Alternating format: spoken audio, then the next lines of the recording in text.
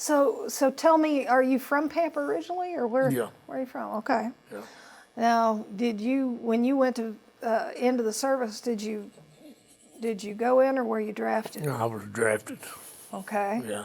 How old were you? What Well, 19 maybe, I think. had you just gotten out of high school, or? Yeah, well, I got out of high school and got married and was working. Well, I was going to school at Amarillo College when I got drafted in March of Okay. '69. So, were you drafted by the Army, or did you? Yeah. I've seen some people got drafted by a different group No. than they actually went in. Yeah. So, where did you go from Here? I guess selective service from here? Yeah. Well, of course, you had to do the physical in Amarillo, and then then we went to El Paso to Fort Bliss for basic training. So I don't know how long that was, 8 weeks, I don't know. And then after Fort Bliss, what happened? Went to Fort Ord, California for advanced infantry training. And then from there, came home, then went to Vietnam. Okay. And so when you landed in Vietnam, how old were you? I was still the same age. Really? It all Yeah. happened while you Yeah. were 19? Oh, yeah. Wow. So I landed in Cameron Bay, and I think it was like August. I can't really remember the date because I stayed in Seattle for several weeks. But they helped everybody there. So sometime in August, I got to Cameron Bay. I didn't know anybody. I was by myself, like everybody else was, most of them. So I was there for 2 or 3 days, and they assigned me to the 4th Infantry Division in Pleiku. So we went there. What was your first impression of Vietnam when you got off that plane? Of course, you're scared to death because you didn't know nothing about nothing, but it was hot. Nobody told us anything about what to bring or what to take. They give you a duffel bag, and you had 6 uniforms of jungle fatigues, underwear, t-shirts, socks, 2 pairs of boots, stuff like that. And with no money. I didn't take any money. I didn't know I was supposed to. But it was so hot that you couldn't even get a drink of water hardly, or a Coke, or anything, so you needed money for that. So, but anyway, we got by till we got to Pleiku. That's when you got assigned to your unit where you were going, and not knowing you can't train for stuff like that. I guess that's true. Yeah, you can't train. They take all your stuff away from you. So I had 1 set of fatigues, 1 pair of boots. I did have some underwear. It don't take long to get rid of that over there either, but so that's what I started out with, a rucksack full of food and a box for my letter writing and the stuff I carried. That's what I left with. That's what I went to my unit with. Wow. Yeah. And you had to worry about the weight of what you carried, didn't you? Yeah, mine was about 125 pounds. Wow. Yeah, so, yeah, and we walked. We called it hump. We humped about 8 clicks a day, which is close to 8 miles a day, every day. So. Why do they call it clicks? I've always wondered. Well, I don't really know that either. I guess because of the way the maps are read. Okay. They're not read in miles, they're read in clicks because they raise them clicks up on that artillery. It's so much, so far out there, so many clicks. to get them so far. Some of them could reach as far as you needed to. Some of them couldn't get there. Yeah. You know where we was at. So I don't know. So what was your job in the infantry when you went out? I was just a rifleman in a company. We traveled as a company. There's 102 of us in the company, and we walked together and went together everywhere we went. It's a pretty dangerous walk, wasn't it? Yeah. Well, you know, I laugh about it, but it was because, you know, it's 24 hours a day, 7 days a week, that you don't know when it's going to happen, but you know it's going to happen. So you're always on the defensive, you know, always looking, and you still do it today. What would you encounter? Over there, VC mainly. We did have some NBA occasionally, but most of it, and usually it was an ambush, or we went on ambushes, all different things. We want to ambush every night. So we'd set up, the company would set up a CP up in the jungle somewhere. We was in the highlands. A CP. What is a CP? Company command post. Oh, okay. And, you know, then we'd guard that, but at the same time, we had a ambush go out each direction from the CP. And we had LPs out and we had OPs out, listening post and observation post. But we also went out on these ambushes. So that was every day. What was that like? That would have scared the Oh, that was terrible. Because, you know, have you ever seen the movie Platoon? Mm-hmm. You know when they go on that ambush, that first part of the movie? And that's kind of the way it is. You know, it's out there in the middle of, can't see nothing, it's dark. And most time it did rain. So you just hope that the guy before you and after you stayed awake to watch, because it could get pretty bad. But that's what we was out there for. Mm-hmm. Hopefully somebody'd be walking up close that we would see them, or we could ambush them, kill them. Were you hurt? Yeah, but I wasn't shot. I got a punji stick in the hand, and I also broke my ankle, and then I lost the skin off my feet. What happens to make you do that? Well, we walked up a hill about a mile, and it was really, really hot. When we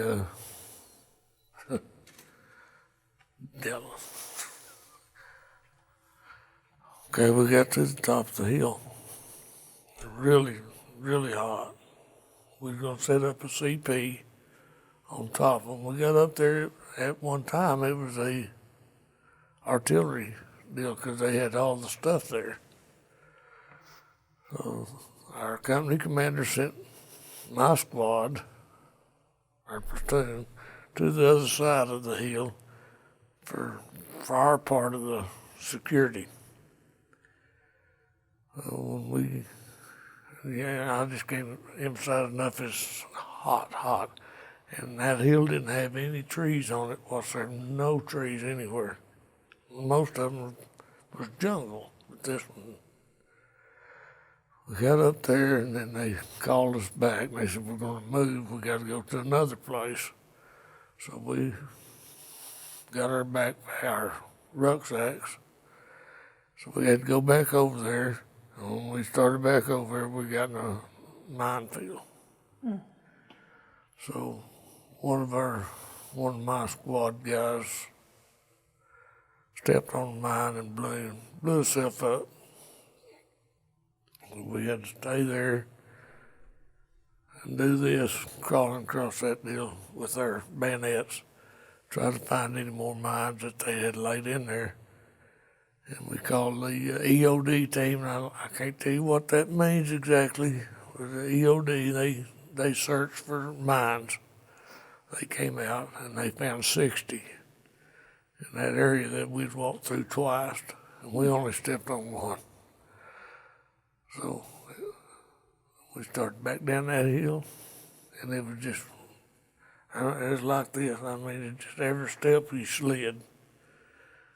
And I guess I got the bottom. We all got down there, and I pulled my boot off, and I pulled my sock off, my skin, and everything came off. So that was just that time, you know. Yeah. Now when I'd go in, I couldn't wear anything for a while. But yeah, stuff like that. What were the punji sticks? Was that a booby trap of some sort? Yeah. They were made out of bamboo. I hate to say it. They were designed to stick us in different places. And they all had human feces on the end of it. That's what was the poison.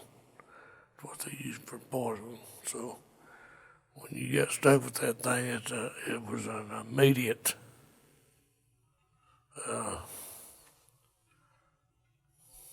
I guess, I don't know. Now I got it in my hand. I still got it in my hand. But 2 or 3 seconds, it was just, my hand was just like that. It just boom. So, you know, and then you can't use it. You know, you can't use nothing. And I don't know. But yeah, that's what that was. Yeah.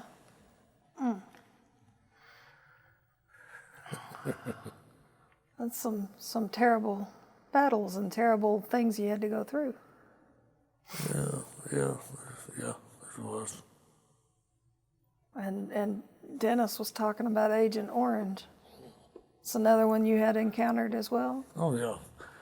Me and him, we were in the same place, same time, but he was in the tank division, I was in the infantry. We didn't know it, you know, but we was at the same time. But my 4th day, the 4th day that I was in my company, we were ambushed. And I guess it had to be the worst feeling. The guy walked point, which we all walk point. I don't know if you know what point is or not, but Lead. he's the lead guy. And normally he's going to be the first guy that's going to die. So anyway, that 4th day, our point man was killed, shot right between the eyes. The guy behind him was shot, but it didn't kill him. And then the battle was on, you know. Yeah. I ate dirt and them bullets hitting in front of me, knocking dirt in my face. And when that was over, that changed my whole life. You know, everything changed, I don't know, that day.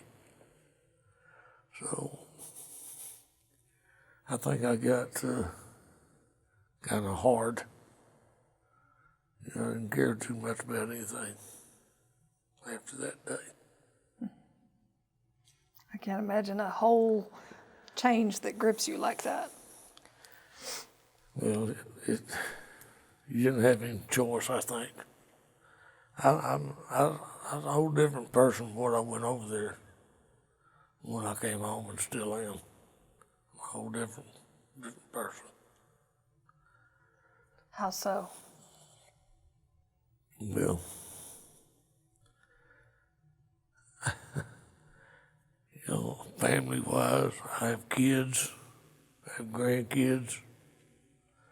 I can't do things with my grandkids like you can, or some others can. I can't do things with my kids. My brothers and sisters, it's just like I can't grab them because I don't want to lose them. That's all it was over there. Losing your brothers,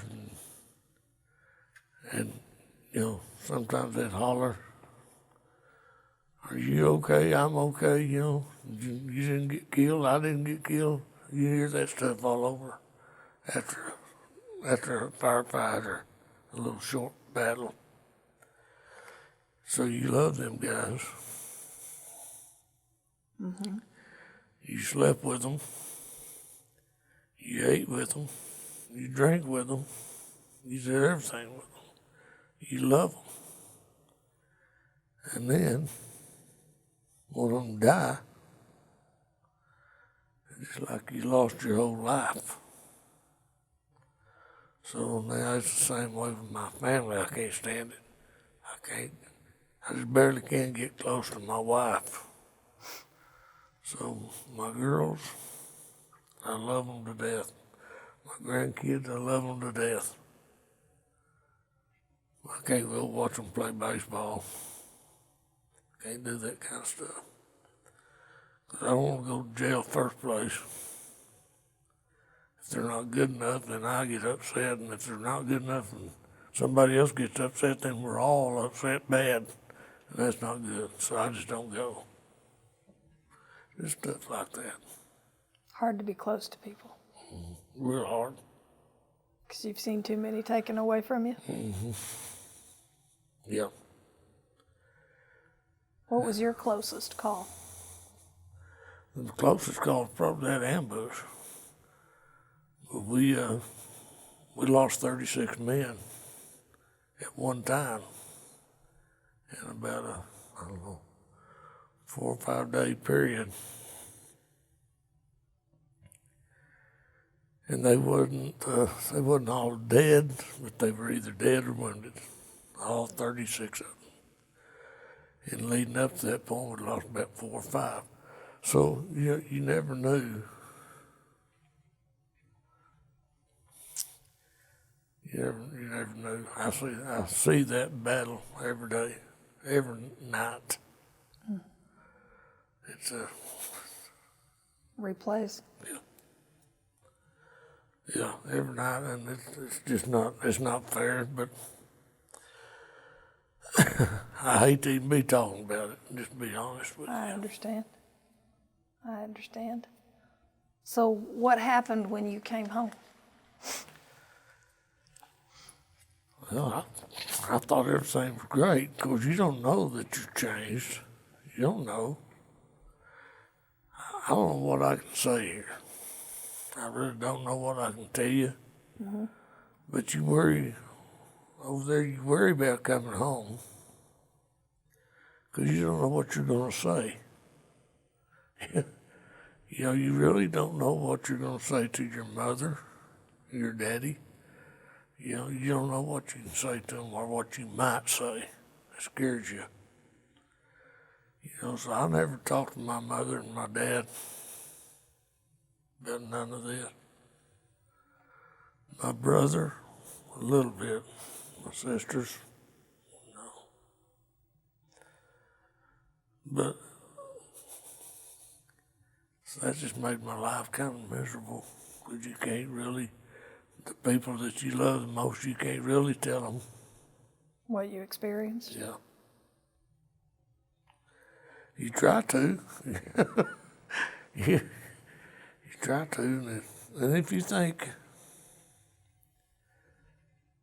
if I'm talking to you or anybody else and you notice they think, well, that's bullshit, then I'm done with you. You know, and that's what scares me about my brother. I can't tell my brother because he has no clue. You know, he was in the military, but he has no clue. And if I start talking to him about some things, and even though we say things that shouldn't be said, he never has. Because I say something like that to him, it's not good for him. And then I'm really upset because the truth is the truth. You know, you can't make up stuff without saying what's real. Mm-hmm. If you can't talk about what's real, there's no sense in talking about it. Did you encounter protesters or anything When like I come that? home, yeah. Yeah, oh yeah, we all did. You still do in some form or the other. But yes, I was spit on just like everybody else. When I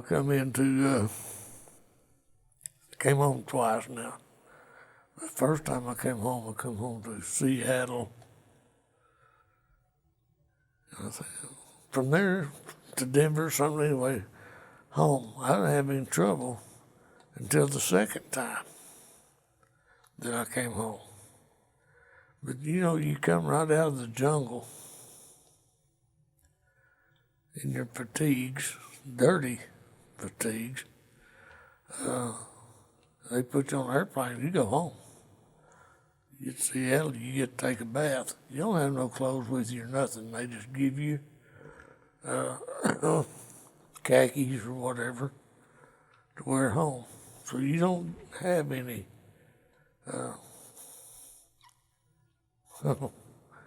like what we're dressed now. You don't have any. All you got is your military stuff. And people back then didn't like that at all. They didn't like a military man on the plane or otherwise. So as soon as you can, you get out of them clothes. And then the same when you come home, you start trying to find a job.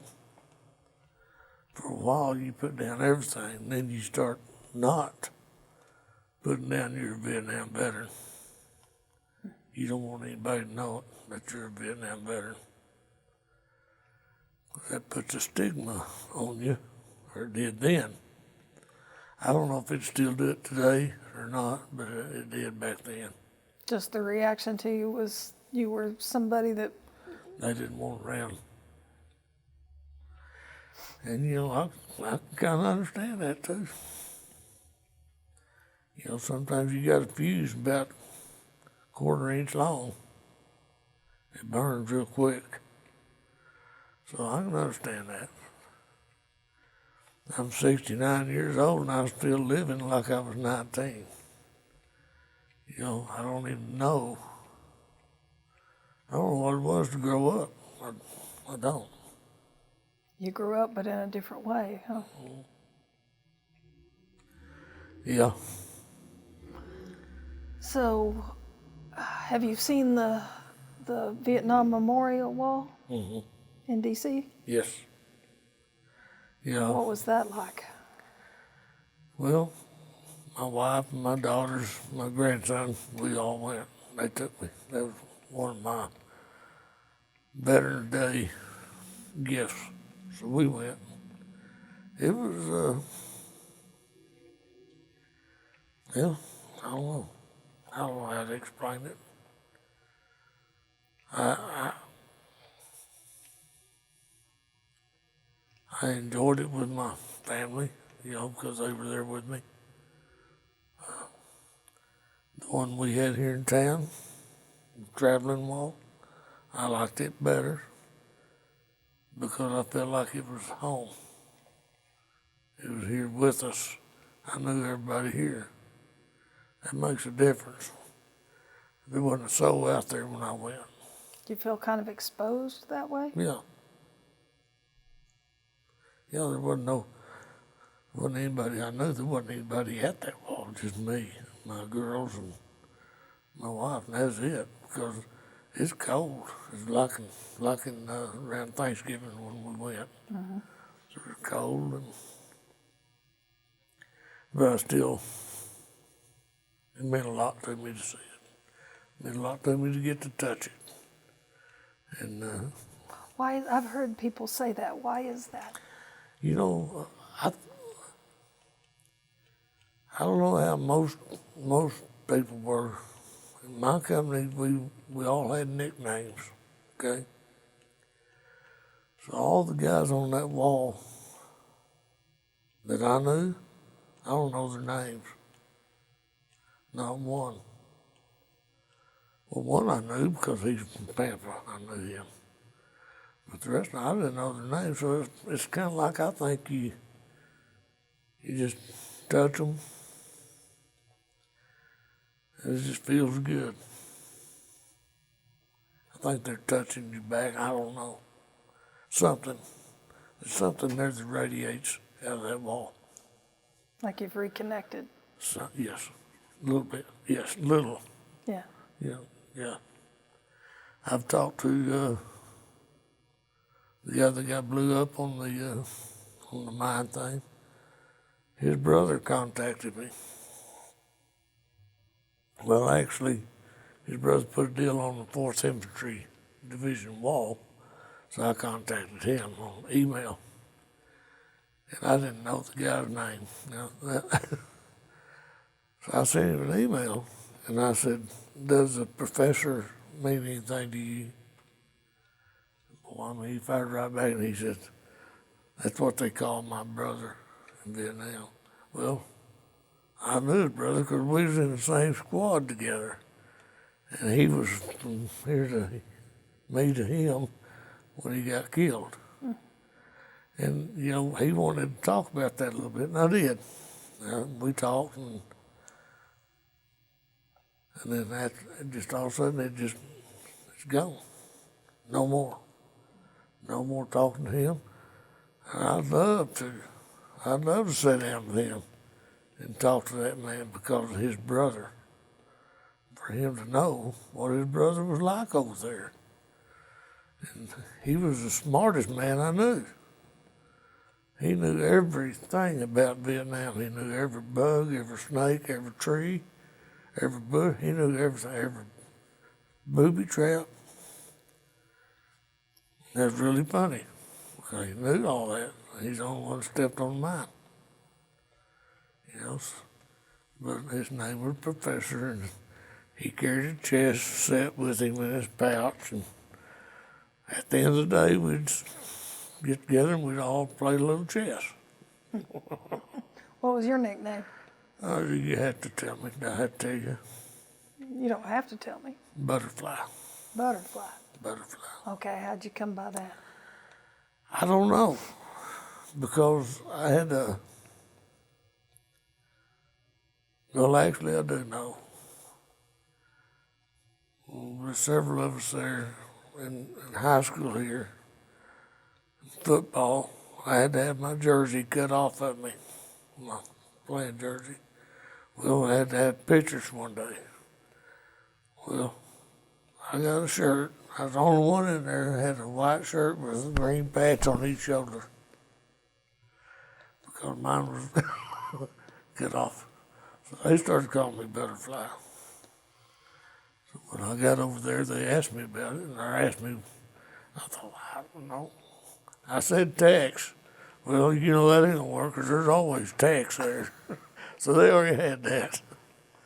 And so I told them, I said, well, just call me Butterfly. So they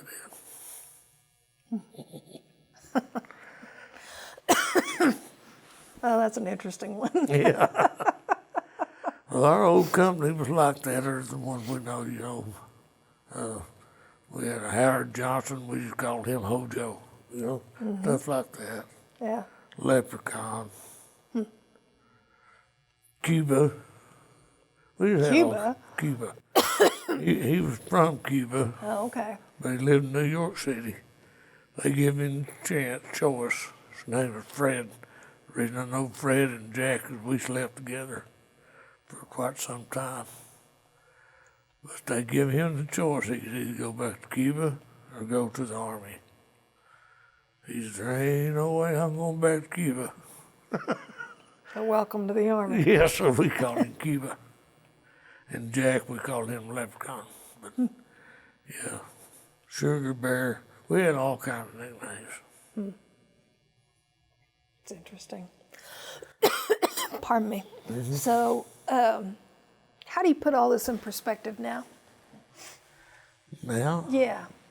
I mean, it was a war that was so controversial.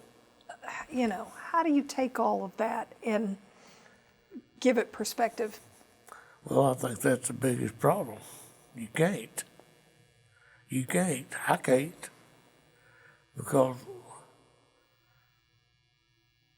when I was there, I didn't know we was having all them problems, I didn't know all that was going on. You know, the biggest question they asked me, did you go to Woodstock? Did you go to where? Woodstock. Oh, I said, well, I don't even know where Woodstock is. Stuff like that. Have you ever smoked? I said, well, I smoke. Winston's? No, we're talking about marijuana. I said, no. I come from a little town.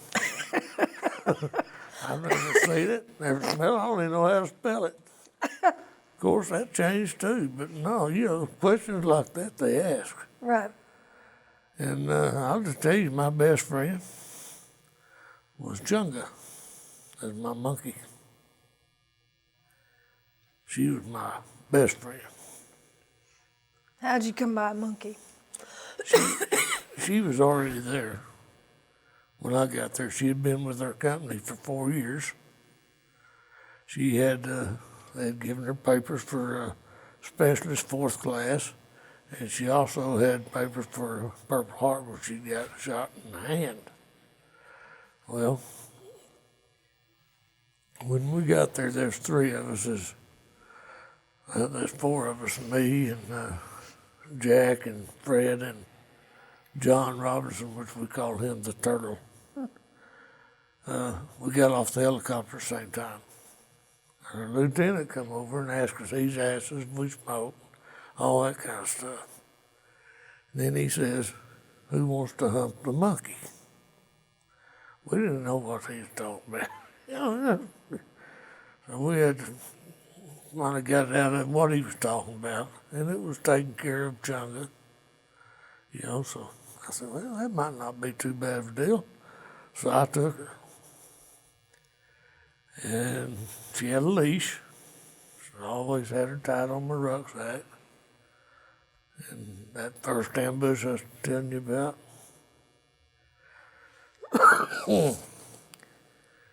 she wrapped me up in that leash. And that's the reason I nearly died, because I couldn't do anything. I was tied up.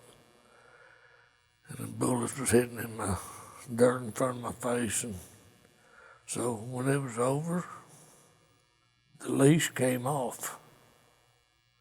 And I just told them, I said, if y'all want to take care of her, you do whatever you want to. But she stays with me, she's not going to be on this leash. She's not going to have a collar on, she ain't going to have nothing. I took it off of her, and she stayed with me anyway. She slept in my shirt. She ate cherries out of my fruit cocktails. She'd eat my pound cake. So we just, I just loved Chunga. Then she got killed in March. And where? March of 70. What happened to her? We was in a fight. She was killed. So she was, I don't know, I care more for her than I did my buddies that died. She was somebody you were able to get close to. Really close. Anyway. Wow. Thank you. I appreciate. Thank you for your service. Thank you. Thank you for taking the time to talk with us. Well, you're welcome. We appreciate it very much. Y'all have a good day.